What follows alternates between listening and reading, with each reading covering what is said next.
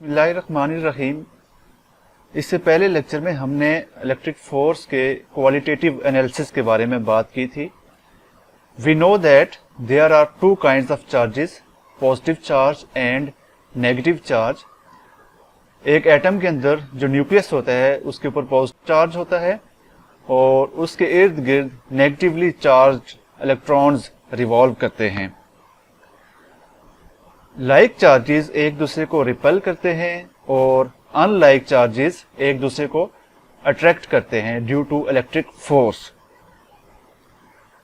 लेकिन यहां तक ये जो सारी बातें हमने की ये सारी इलेक्ट्रिक फोर्स के क्वालिटेटिव एनालिसिस के बारे में थी।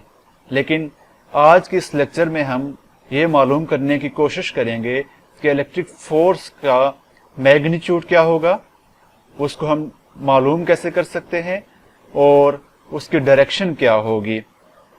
Today we will talk about the quantitative nature of force between charges.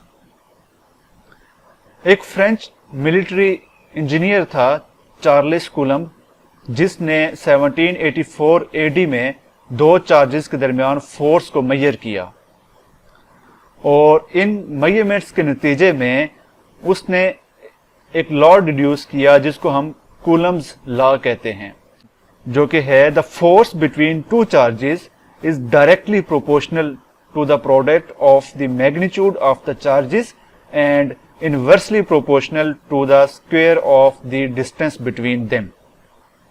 और इसको हम कहते हैं Coulomb law. Now we talk about the mathematical form of Coulomb law, how we can express and write this law in mathematical form। इसको लिखने के लिए suppose करते हैं कि दो पॉइंट चार्जेस हैं। यहाँ पे पॉइंट चार्जेस का एक कंसेप्ट इंपॉर्टेंट है। पॉइंट चार्ज बेसिकली एक हाइपोथेटिकल चार्ज है और इसको हम स्पेस में as a mathematical point treat करते हैं और यूजुअली चार्ज ऑफ इलेक्ट्रॉन को हम पॉइंट चार्ज तस्वर करते हैं। तो सपोज करते हैं कि हमारे पास दो पॉइंट चार्जेस हैं Q1 और Q2, Q1 एंड Q2, और ये दोनों चार्जेस एक डिस्टेंस R से सेपरेटेड हैं। मतलब चार्ज 1 और चार्ज 2 के दरमियान, Q1 और Q2 के दरमियान जो डिस्टेंस है वो R है। कूलम्ब्स लॉ ये कहता है कि इन दो चार्जेस के दरमियान जो फोर्स होगी वो प्रोपोर्शनल होगी इन दो चार्जेस के प्रोडक्ट के, मतलब प्रोपोर्शनल होगी Q1 मल्टीप्लाई बाय Q2 और इनवर्सली प्रोपोर्शनल होगी इन दोनों के दरमियान जो डिस्टेंस है उसके स्क्वायर के। So we can write this law in the form of mathematical as F हम कहते हैं फोर्स है और प्रोपोर्शनल है Q1 Q2 divided by R square.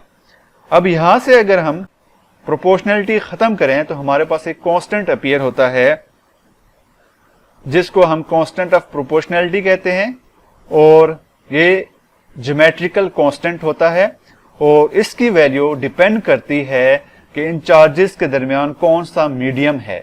आया वो किसी स्पेस में पड़े हैं, एयर में पड़े हैं, पानी में पड़े हैं या उनके दरमियान कोई और मीडियम हमने लाइक प्लास्टिक वगैरह रख दिया हुआ है, और हम कौन सा सिस्टम ऑफ यूनिट्स यूज कर रहे हैं चार्जेस और डिस्टेंस को मेजर करने के लिए। तो ये हमारे पास कूलम्ब लॉ की मैथमेटिकल फॉर्म है। Force between two charges is equal to K times Q1 Q2 divided by R square. अब हम बात करते हैं Coulomb's law in free space. Free space का मतलब होता है वैक्यूम। वैक्यूम का मतलब ये होता है एम्प्टी और वॉइड। वैक्यूम को अगर हम डिफाइन करें तो हम यूं करते हैं कि ऐसा रीजन ऑफ स्पेस जहां पे प्रेशर जो है वो एटमॉस्फेरिक प्रेशर से कम हो उसको हम कहते हैं वैक्यूम। इस यूनिवर्स में जो नेचुरल वैक्यूम पाया जाता है वो स्पेस में पाया जाता है और आर्टिफिशियल वैक्यूम हम अपनी लैब्स में क्रिएट कर सकते हैं।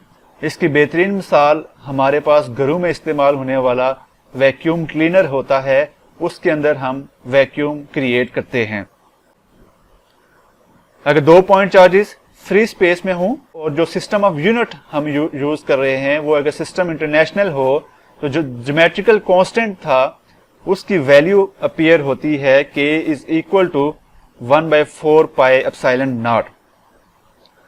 अब इसमें जो एप्सिलॉन नॉट है ये परमिटिविटी ऑफ फ्री स्पेस है और सिस्टम इंटरनेशनल में इसकी जो वैल्यू होती है वो 8.85 इंटू 10⁻⁻12 कूलम स्क्वायर पर न्यूटन पर मीटर स्क्वायर होती है।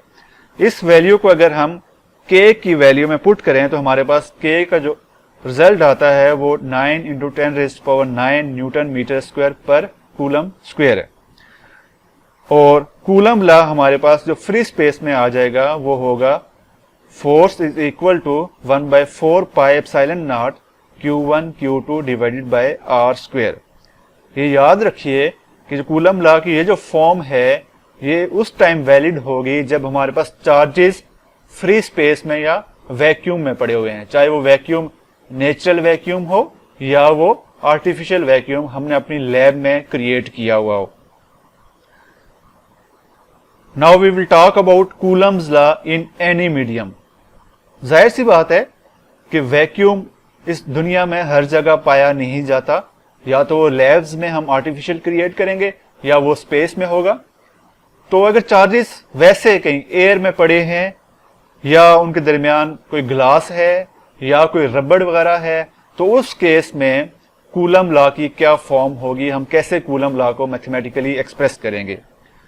ये जो मीडियम होता है चार्जेस के दरमियान इसको बेसिकली फिजिक्स की जुबान में डाइलेक्ट्रिक कहते हैं और इस यूनिवर्स में मुख्तलिफ किस्म के डाइलेक्ट्रिक पाए जाते हैं, लाइक हमारे पास एयर, ग्लास, रबड़, टेफ्लॉन, वाटर और बेशुमार आपको इस टेबल 2.1 में डाइलेक्ट्रिक नजर आ रहे हैं।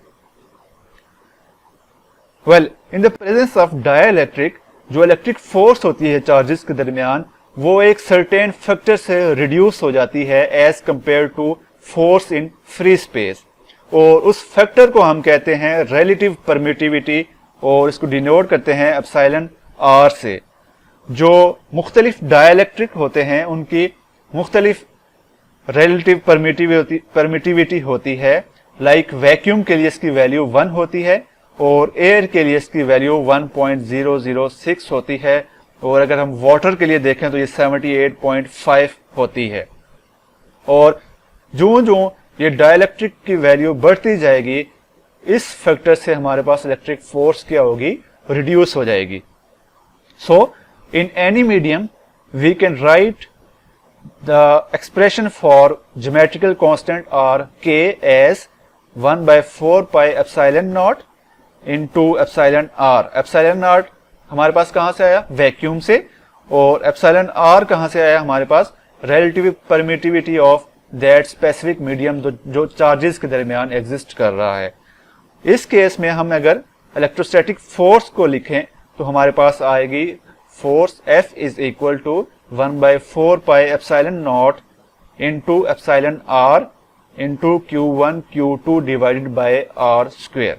सो जब भी हमने अपनी लैब में या एयर में हमने इलेक्ट्रिक फोर्स को लिखना है या कोई चार्जेस पड़े हैं किसी टेबल पे पड़े हैं तो उस केस में हम इलेक्ट्रिक फोर्स को लिखने के लिए इस एक्सप्रेशन को यूज करेंगे जो कि है 1/4 pi epsilon not epsilon r Q1 Q2 divided by R square. और जब भी हम इलेक्ट्रिक फोर्स की बात करेंगे फ्री स्पेस में या वैक्यूम में, उस केस में हम इस एप्सिलॉन r की वैल्यू 1 पुट कर लेंगे तो हमारे पास जो फोर्स की वैल्यू आएगी वो 1/4 pi epsilon naught Q1 Q2 divided by R square. So this is the mathematical expression of electric force, और इससे हम दो चार्जेस के दरमियान जो फोर्स का मैग्नीट्यूड है बेसिकली वो फाइंड कर सकते हैं।